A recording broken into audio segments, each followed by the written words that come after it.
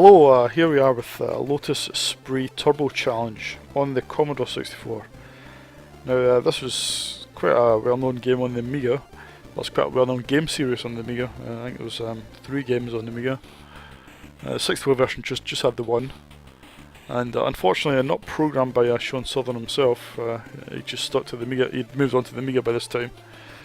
But I'm not quite sure who did the conversion here.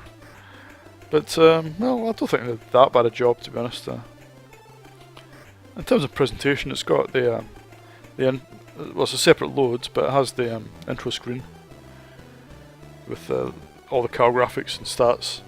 So that's quite nice. Now, in-game, it is a multi-load per track. I'm not really sure why it's a multi-load, because the graphics don't vary very much, to be honest. But, we'll take a look.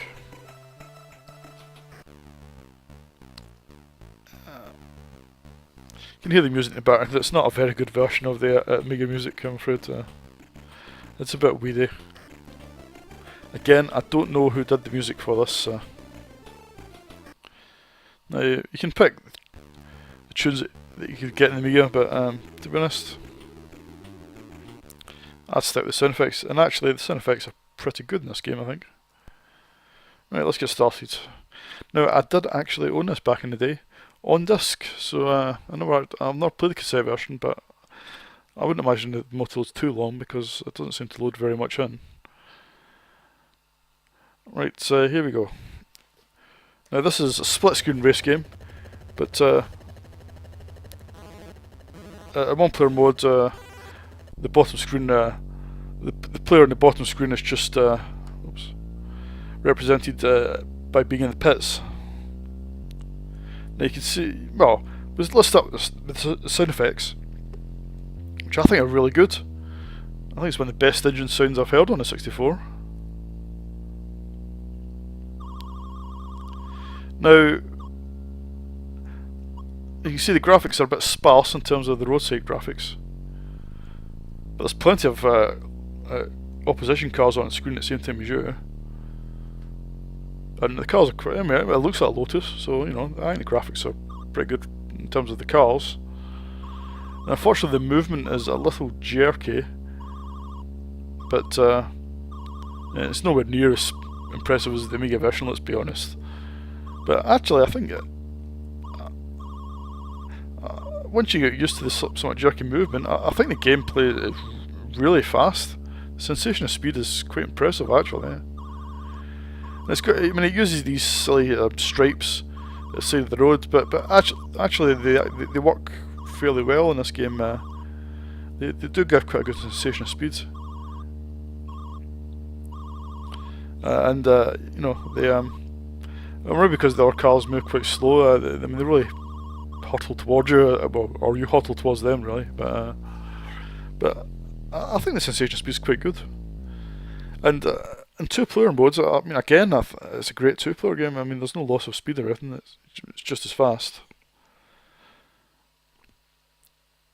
The only downside is on the 64, it is a real race, and once you finish, you have to wait for the other cars to finish, which can sometimes take a while if you lap them or almost lap them.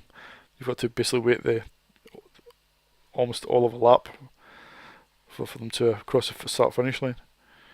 Now, I think on the Amiga version, I think once you win the race, it just cuffed the, just blagged it the times. But here it is actually a race. Right, let's move to the next level, which we'll see is not graphically all that different. What they did is, well, they really just changed the colour scheme. As you can see, it's now just brown. Shades of brown instead of shades of green. But it does say there's a lane closed. There's a nice hill here actually. The hills are quite well done, I think. And they do affect your speed quite noticeably.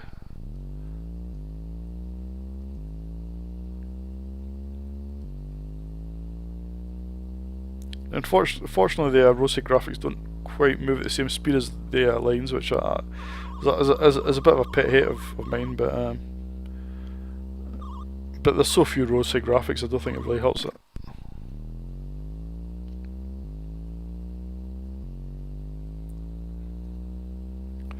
Now,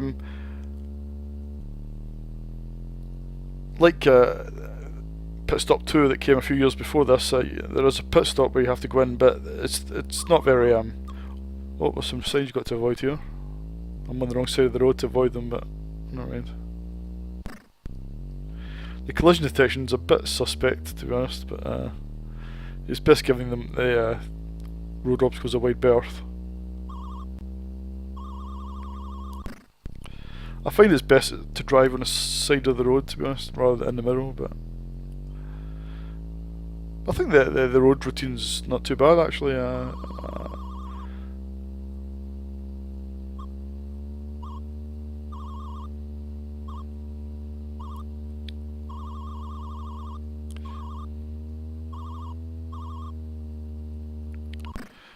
Yeah, what was I saying? Yeah, the pit stops themselves. All you do is stop for fuel. There's no you don't have to change tyres, but and it's a case of just stopping in the pits and pressing fire to exit once the fuel gauge is full, or as full as you want it to be. Here's a pit lane here. Okay, I don't need to fill up because there's only one lap left. I probably didn't even need to stop, to be honest. Now you need to get at least 10th, and I don't think I'm going to get that. But sometimes you can make a late charge. No, that's race over, I'm afraid. Well, there you go. That was Lotus Esprit Turbo Challenge for you. Difficult to rate this one, actually. It's obviously not as impressive as the Amiga version, but I think actually it's quite a good race game. There's certainly a lot worse in the 64. I mean, there's a lot worse in terms of quality and quantity. So I don't think it's as good as Pit Stop 2. I think that's I still think that's one of the best race games on the 64. But plus Pit Stop 2 is a single load. This is a multi-load, and I don't know why this is a multi-load because the graphics don't vary very much between levels. But seems a bit unnecessary. I think with a bit of clever programming, they could have kept it a single load. Yeah, I think this is. Even though it looks a little rough and lacks polish a little bit, I still don't think it's that bad a game. I'll give this I'll give this 7.5 out of 10. I think, because I think it's a pretty good game.